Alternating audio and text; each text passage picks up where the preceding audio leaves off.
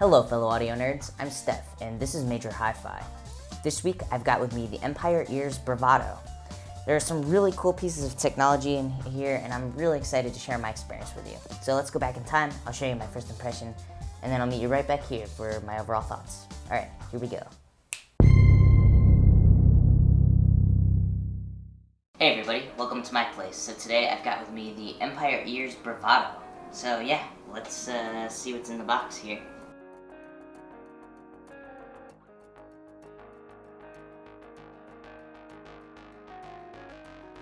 Alright, so yeah, here we've got this really awesome, super sturdy hard shell case with these clasps. Got the little space there to hold the earphones and the cleaning tool. User guide, it's a large drawstring pouch, a nice microfiber cloth here. Ear tips, these are Final Audio Type E ear tips. The earphones, of course, this other smaller drawstring bag. So just taking a look at these, the first sort of thing that I notice is just, the thing that jumps out the most to me right away is the cable, which has a really kind of beautiful look to it. This 3.5mm connector also looks really pretty sturdy, and this part of the cable here by the driver housings has a little bit of extra coating around it to sort of make this hook stay in place. If I sort of gently tug here, this is a 2-pin connector. So this cable is made by, Effect Audio.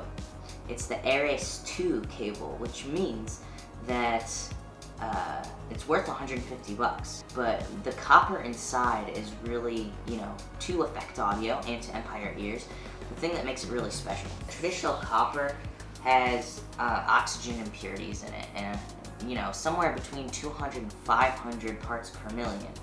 Now, an OFC cable, and a lot of audiophile companies will use OFC cables, this diminishes that parts per million of this sort of oxygen impurity down to about 10 parts per million. So we're going from 200 to 500 down to 10, which is great. Now, the UPOCC cable halves that. So now we're looking at about 5 parts per million. So it's a really, really pure cable, and the idea, I think, is that it has a bunch of benefits, but, limits the resistance, keeps the phase coherent between different frequencies, and yeah, I'm really curious to see how it actually sounds. So yeah, I'm kind of curious to see how these actually fit in the ear. The driver housings are kind of large. You'll see here that they almost have like a custom IEM sort of look to them because of this like kind of unique shape. So let's see how they fit in my ears. Yeah, fits really easily actually. Feels very snug, and it's really kind of sound isolating because of that. I feel like I'm wearing earplugs. But yeah, it's really nice and sound isolating. Fits well. Although yeah, because these driver housings are pretty large, and my ears are quite small, I do find that my ear is touching the plastic a bit here. They're kind of made in plastic here. And because of that, I'm curious to see how these will feel after a long listening session. I mean, it's very comfortable right now because it fits so easily, and I don't even have to try to get them to sit and fit comfortably in my ears. But over time, will it still be comfortable? I'll find out as time goes on this week, but we'll see. Now, because of these plastic housings, they're super light actually, and I feel like they really do not want to come out of my ears.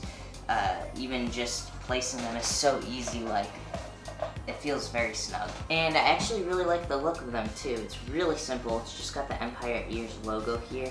But there is also like a little port right on the side. I don't know if you can see it with the lighting here, but there are 3 small dots that looks like a little port. So the Bravado has 2 separate drivers. One is a subwoofer driver, and the other is a balanced armature. The subwoofer driver is called a W9. It's the Weapon 9 driver, and this one, controls the low frequencies, and it's sort of specifically made to give really good bass extension and really solid but also a very quick bass. It's a 9mm dynamic driver. Now I think that vent that I was showing you earlier, or at least attempting to show you earlier, which I wish I really could do a better job of showing. So this actually, I believe, is sort of directly like connected to the reflex system for the subwoofer. So the woofer is sort of enclosed in this tuned bass reflex system. That's what Empire Ears calls it. It has a front firing port, so it shoots those frequencies outward, and then a rear firing vent. So this sort of helps make it react really quickly to dynamics, and accurately to dynamics. On the other hand, the balanced armature is made by Knowles and Sononium, and probably the coolest piece of technology involved with that balanced armature is this technology actually developed by NASA, which is, what's it called? Ferromagnetic liquid, basically. And this sort of helps to absorb and even out any peaks or buildup of resonances that might be happening in here. It sort of dampens vibrations that might otherwise be happening. So there's, can sort of act as like a buffer or a shock absorber in a sense, this liquid. The next piece of technology involved in this is a crossover called the three-way syncs crossover network. It designates more individual audio bands per driver than other crossovers typically do. And as a result of that, the manufacturers and the engineers really have a lot more control over more specific frequency bands, more narrow frequency bands than they would otherwise. It also really helps the phase coherence, and phase coherence is a really, really important concept when it comes to soundstage and imaging. So these, according to Empire Ears, will have a really nice soundstage going on as well.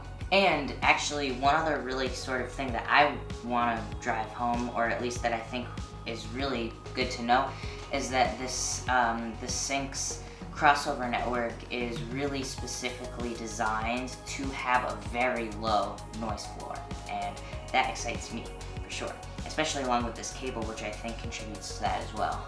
Lastly, Empire Ears has been working on this thing called the ARC. It's an anti-resonance technology, and it's basically this coating that they designed, and it sort of adds a little bit of mass to all the components in here, and it just sort of makes less distortion, less vibration, less buildup of resonance. So hopefully then the sound will be as true as it can be. The goal of the ARC is to absorb sound rather than reflect it. So it's a cool little piece of technology that hopefully we'll see how it plays out in the actual sound of these things. Alright, so yeah, let's see how these sound. Oh man, yeah, these are gorgeous. So yeah, the low frequencies, I'm listening to a song called Highways and Clouds by Amos Lee, and yeah, the low frequencies have a lot of really great sub-energy, and it feels really quick and reactive.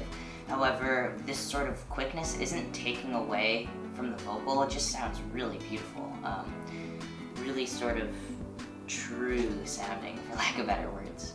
I love like the balance of the low end too, because it seems like this the kick drum in Highways and Clouds like comes through with a lot of length and a lot of power, but it feels like the balance of sub energy to just normal low end energy is really aesthetically pleasing. I really like that.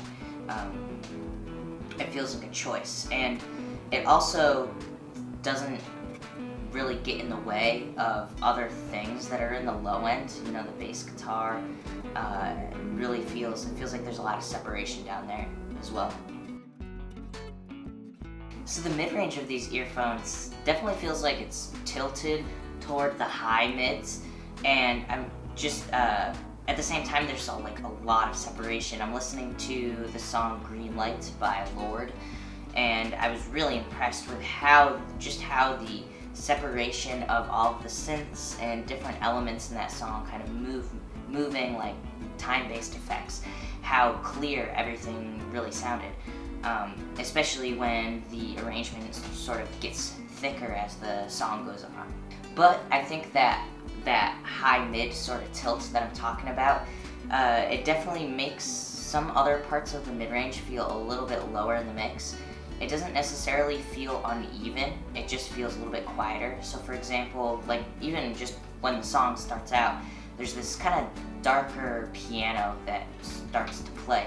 And that actually feels a little bit lower in the mix than it does usually. Or maybe it's that the vocal feels a little bit higher in the mix than it does usually. It's sort of hard to say which it is, whether that stuff kind of feels quieter or that the vocal feels louder. But I think also because of the low frequency sort of boost, maybe it is safe to say that the sort of like mid-range, mid to like low mid-range is a little bit quieter, just level-wise. Still feels very even though, like everything feels realistic. Wow, and the mid-range too is like very active dynamics-wise and comes through, provides so much energy, especially in the second verse of that song. There's all these sort of like fluttering effects that are moving around, and this does a really good job of capturing that with lots of detail. Really makes it really provides it a lot of energy. Yeah, the high frequencies are really gorgeous, and the tonality is just, oh man, it's so pretty sounding. I was just listening to the song So Tender by Keith Jarrett, and yeah, just sort of like the whole tonality in general of all the instruments makes them sound really pretty, and this sort of represents itself most clearly in the high end. There's sort of this richness in the high end that's really nice. However, there is a little bit of boost, a in the high frequencies I'm noticing, which actually makes sort of high frequency rich stuff sit a little bit higher in the mix. The cymbals in the song, for example, and like the snare brushes going on, sometimes tend to take away a little bit from the piano, which I wish that it wasn't as much. But yeah, like I said, it's probably gonna affect different songs slightly differently, and depending on that, it'll be good or bad. There's really a sense of evenness across the whole frequency range, really, but also it's just like really particularly nice in the high end because it makes all of the instruments have this sort of airiness and the sense of like extra height to it that they might not have otherwise.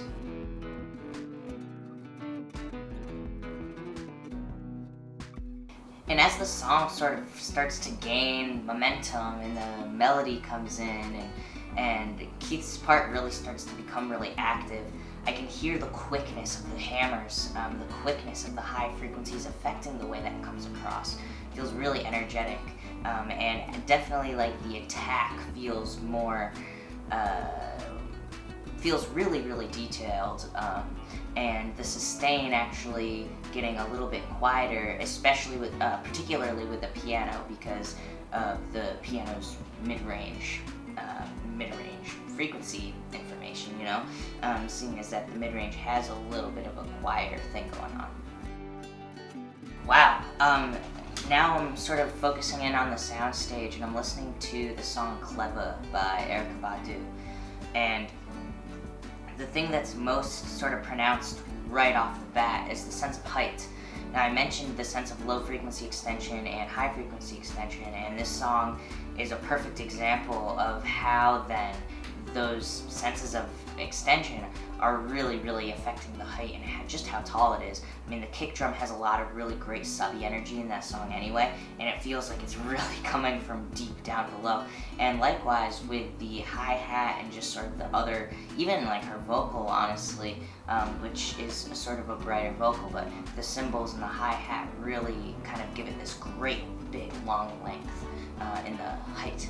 Yeah, one really interesting piece of this song too is the vibraphone, which tends to sort of sit a little bit further back in space, especially it really contrasts quite a lot with the vocal, which feels right up here in your face.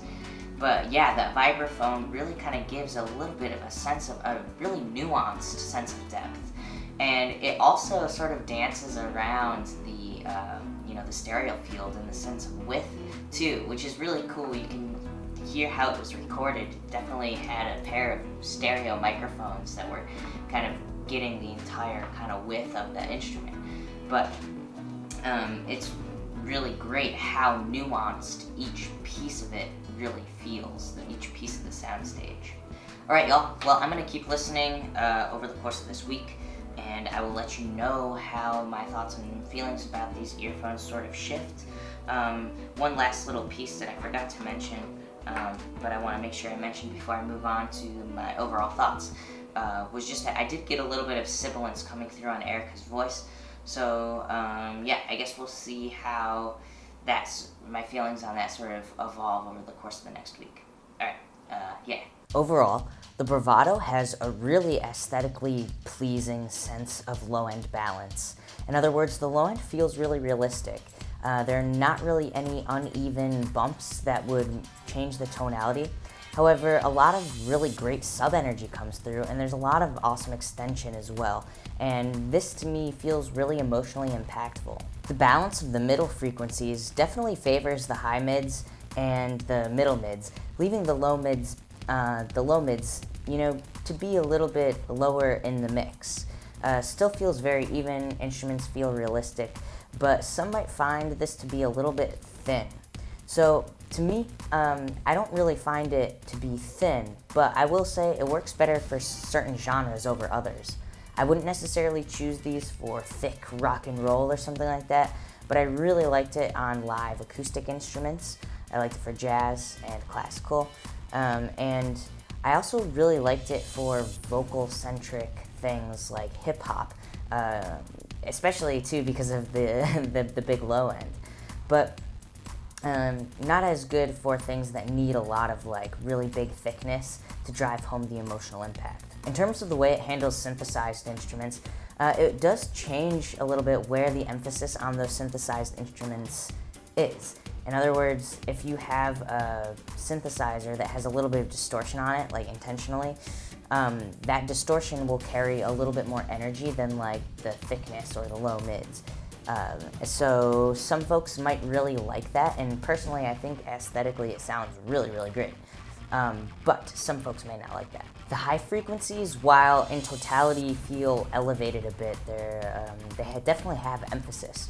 It feels very balanced, and so tonally the high frequencies feel really full and rich and accurate. The earphones are actually really quick, and it especially shows itself in the high frequencies.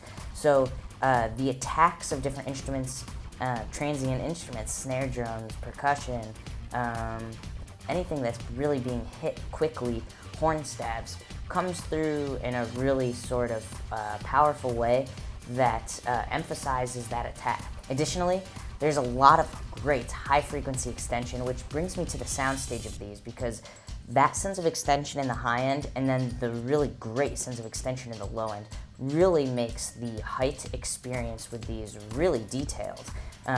Really sort of separates different instruments out based on their frequency information. However, because of sort of that high-mid boost, sometimes I found that the extended highs would sometimes, be a little bit masked because of the fact that there's so much high-mid frequency information.